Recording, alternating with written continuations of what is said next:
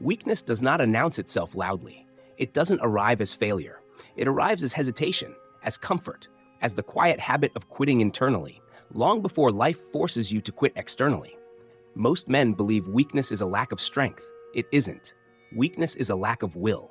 You can be intelligent and weak, talented and weak, physically strong, and still collapse the moment pressure arrives. Because when will is missing, everything else folds. This is not about motivation. It is not about discipline hacks. It is not about pretending to be strong. This is about building something far rarer and far more dangerous. A will that does not negotiate, does not bend, and does not break. A will that survives boredom. A will that survives isolation. A will that survives pain, rejection, pressure, and time. If you are ready to understand why most men crumble the moment life stops being comfortable, and how to become the one who doesn't, welcome to How to Build an Unbreakable Will, the End of Weakness. Rule 1. Weakness is taught, not inherent. No man is born weak. Weakness is trained into you through repetition. It begins early, when discomfort is removed instead of endured, when emotions are validated instead of mastered, when quitting is reframed as self-care instead of what it truly is, surrender. Every time you avoid resistance, your nervous system learns a lesson, not consciously, but biologically. It learns that pressure equals retreat, that difficulty equals danger, that discomfort must be escaped.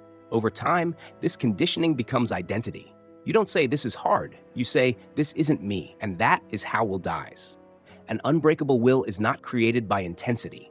It is created by exposure, repeated exposure to resistance, without escape. When you stay instead of flee, when you continue instead of cope, when you finish instead of justify. Will is a muscle that only grows when you deny yourself relief. This is why comfort destroys men, slowly and invisibly. It doesn't crush them, it dissolves them. The man who cannot tolerate boredom will never tolerate discipline. The man who cannot tolerate discomfort will never tolerate greatness. The man who cannot tolerate pressure will always be ruled by circumstances. To build an unbreakable will, you must first accept this truth. Everything that made you weaker once felt kind, and everything that will make you stronger will feel cruel at first. You do not build will by seeking pain. You build it by refusing escape, by staying present when every instinct demands relief, by remaining committed when emotion begs you to stop, by acting without permission from your mood. This is the first fracture point. Most men fail here because rebuilding will require one unforgivable act in modern society. You must become indifferent to your own excuses. Rule 2. Will is built in isolation, not in crowd energy. An unbreakable will cannot be forged in noise. It cannot be built in environments where encouragement replaces commitment, where validation replaces discipline, where momentum depends on other people being present. Crowds give energy. Isolation gives structure. Most men mistake motivation for will because they've only ever felt strong when others were watching. They perform when they're seen, praised, challenged, or compared. Remove the audience, and the engine shuts down. That is not will. That is dependence. Will begins when no one is watching and nothing is happening. When there is no deadline, no reward, no applause, no urgency, just you and the task. This is where most men collapse internally.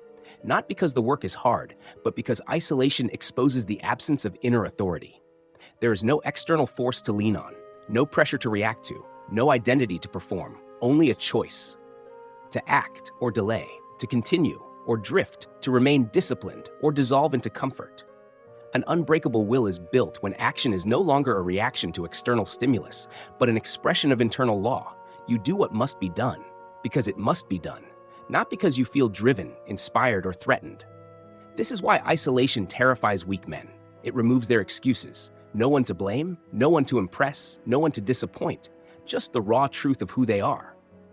When nothing forces them to be anything else.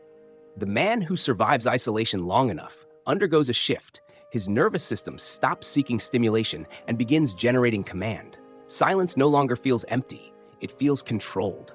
Time no longer feels slow. It feels available. He stops asking how long something will take. He stops asking when results will come.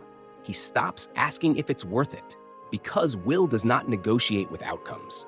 Isolation teaches a brutal lesson. If you cannot command yourself alone, you will never command anything in the world.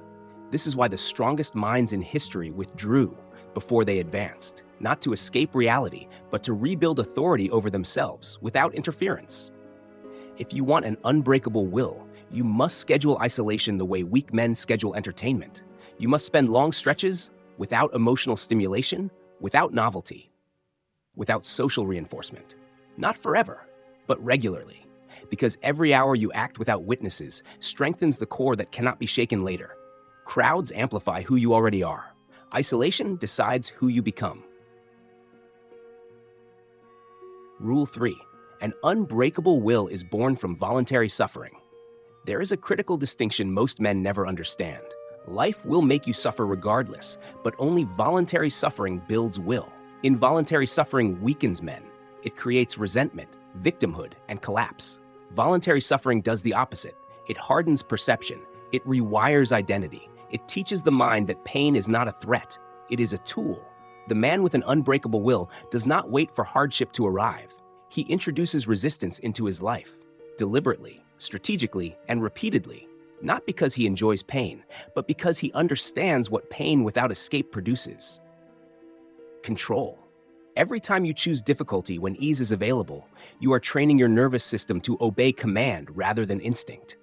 You are teaching your mind that comfort is optional, that relief is delayed by choice, that quitting is not an automatic response. This is how weakness is erased at the root.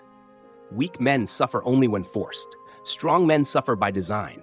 They wake early, not because it's productive, but because it is uncomfortable. They train past fatigue, not to build muscle, but to teach obedience. They stay disciplined when motivation is gone, because will does not require emotion. Voluntary suffering strips illusion from the self.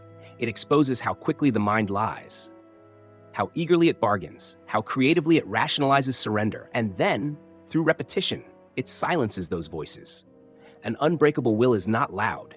It does not shout affirmations. It does not argue with doubt. It acts again and again and again. Most men collapse not from intensity, but from duration. They can tolerate pain briefly, but not consistently. They can endure discomfort for a moment, but not as a lifestyle. Voluntary suffering turns endurance into identity. You stop seeing yourself as someone who pushes through and begin seeing yourself as someone who simply does not stop. This is why discipline feels oppressive to weak men and liberating to strong ones. Discipline removes the need to decide. It eliminates negotiation. It replaces emotion with structure, and structure is what will feeds on. The man who embraces voluntary suffering eventually reaches a state where pain no longer disrupts him. It becomes background noise. It loses its authority. It no longer dictates behavior. This is when will becomes unbreakable. Not because pain disappears, but because it no longer controls action. A man who can choose suffering over comfort has already ended weakness. The rest of the world simply hasn't caught up yet. Rule 4. Will collapses when identity is fragmented. Most men believe their problem is discipline. It isn't. Their problem is that they are divided internally. They want strength, but also comfort. They want dominance, but also approval. They want freedom, but also safety. This internal split is where will dies. An unbreakable will cannot exist in a fractured identity. When a man holds multiple versions of himself in conflict, every decision becomes negotiation. Every action becomes conditional. Every moment of pressure exposes which identity has real authority, and it is rarely the one he respects. Weakness is not the absence of force. It is the presence of contradiction. A man who sees himself as disciplined, but secretly identifies as someone who needs rest, will collapse the moment discipline demands sacrifice. A man who claims resilience, but identifies emotionally as someone who avoids discomfort, will always retreat when pain intensifies. Will does not respond to goals. It responds to identity. You do not rise to what you want. You fall to what you believe you are. This is why affirmations fail and motivation fades. They attempt to override identity instead of reconstructing it. The mind rejects commands that conflict with self-concept. To build an unbreakable will, identity must be simplified, not expanded. One self, one standard, one direction. The man with an unbreakable will does not ask who he feels like being today. He knows who he is, and that identity does not change with mood, fatigue, or circumstance. He removes roles that weaken him. He abandons identities that excuse retreat. He eliminates narratives that allow inconsistency. There is no part of him that negotiates surrender. This internal alignment creates something rare: coherence under pressure. When pressure arrives, the fragmented man collapses into argument. The unified man moves, not because he is fearless, but because there is no inner debate. Fragmented men are exhausted not by effort, but by decision-making. They are constantly choosing between versions of themselves, constantly reconciling contradictions, constantly managing internal conflict. The unbreakable man has no such conflict. He has already decided who he is. And weakness is not included in that definition. This is why rebuilding identity is more important than increasing effort. You can push a fractured man harder and still watch him break, but align his identity and even moderate pressure becomes sustainable indefinitely. Will becomes unbreakable when the self stops arguing with itself. Rule 5. Pain must become neutral. Most men try to avoid pain. Strong men try to endure pain. But the man with an unbreakable will does something different. He makes pain irrelevant. Pain breaks will only when it carries meaning. When discomfort is interpreted as danger, as injustice, or as failure, the mind begins to resist. Resistance is what drains energy. Resistance is what erodes consistency. Resistance is what convinces a man to stop. Pain itself is not the enemy. The interpretation of pain is, the human nervous system does not collapse from effort. It collapses from narrative, from the internal story that says, this is too much. This shouldn't be happening. I can't keep going like this. Every one of these thoughts is proof that pain still holds authority. An unbreakable will requires emotional neutrality toward discomfort, not suppression, not bravado, neutrality. Pain must be processed the same way the mind processes cold air, heat, or gravity, as information, not as a threat. The moment pain becomes a message, it begins to negotiate behavior. The moment pain becomes background noise, behavior becomes stable. This is why men who rely on adrenaline burn out. Adrenaline frames pain as a battle. Battles end. After the surge fades, exhaustion arrives and will collapses. Neutrality has no crash. The man with an unbreakable will does not push through pain. He does not fight it. He does not dramatize it internally. He allows it to exist without commentary. No self-pity, no self-congratulation, no internal monologue. This emotional silence is what allows endurance to scale. When pain is neutral, time loses its power. Long hours no longer feel oppressive. Repetition no longer feels insulting. Effort no longer feels heroic or tragic. It becomes necessary. Most men fail here because their identity is still attached to comfort. Even when they believe they are disciplined, a hidden expectation remains. That discipline should eventually feel good. It doesn't.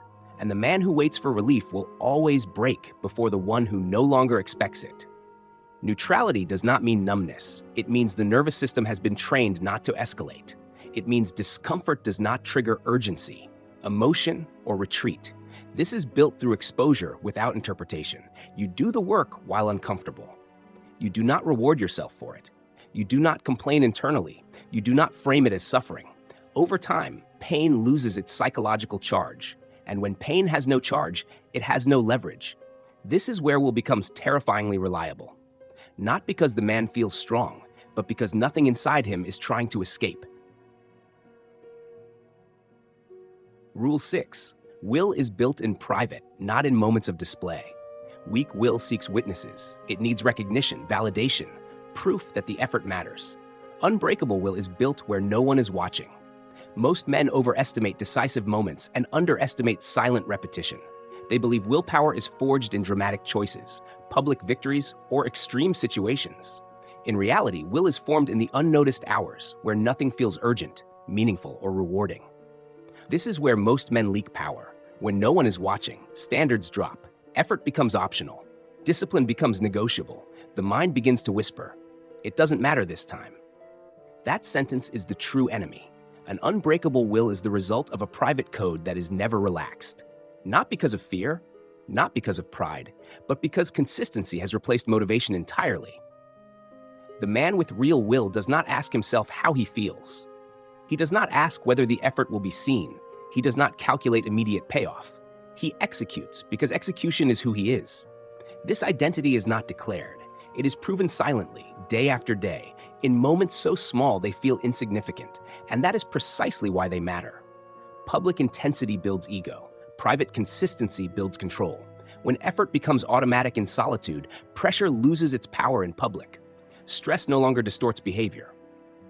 Fatigue no longer alters standards. Chaos no longer forces emotional decisions. The man does not rise to the occasion. He defaults to his baseline. And that baseline was built in private. This is why men who train for applause collapse when isolated, while men who trained in silence remain stable under any condition. Their will is not fueled by emotion, identity, performance, or external reward. It is fueled by habit.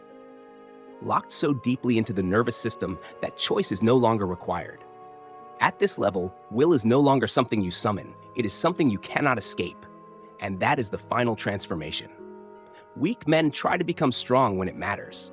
Strong men ensure it always matters, even when nothing seems to be at stake. That is the end of weakness. That is the construction of an unbreakable will.